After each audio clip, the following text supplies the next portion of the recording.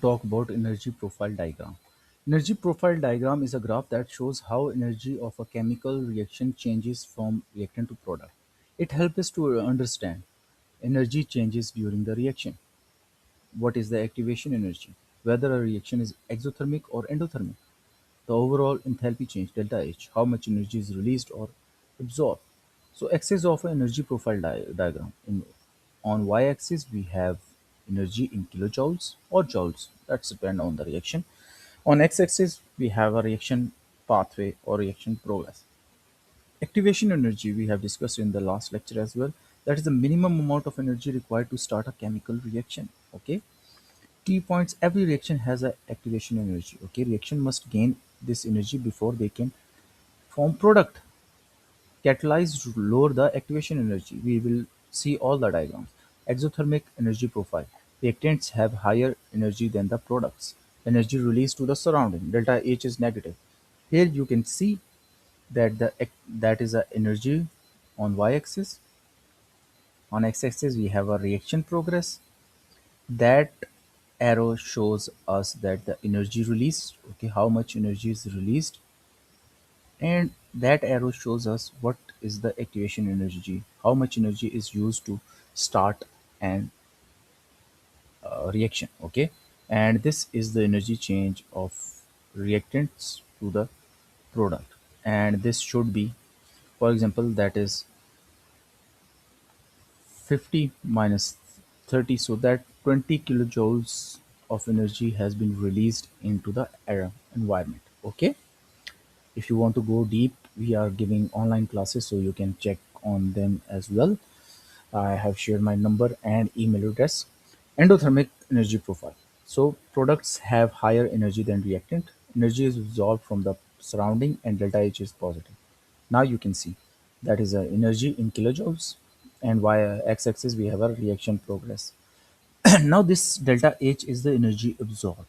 Okay, how much energy has been absorbed by the environment, from the environment. Okay, not by the environment, from the environment. Okay, here we also need activation energy. Okay, that energy that is needed to start a reaction. Okay, if that energy is not available, then this reaction cannot start. Okay, here you can see reactant is at, for example, at 30. Okay, 30 kilojoules, and the product is at 50.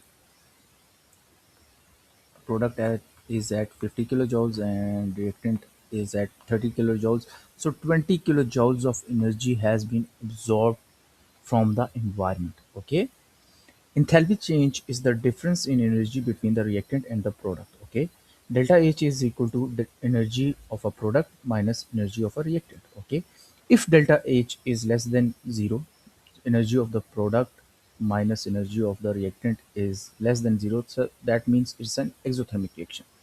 In next lecture, we are going to do some examples on that.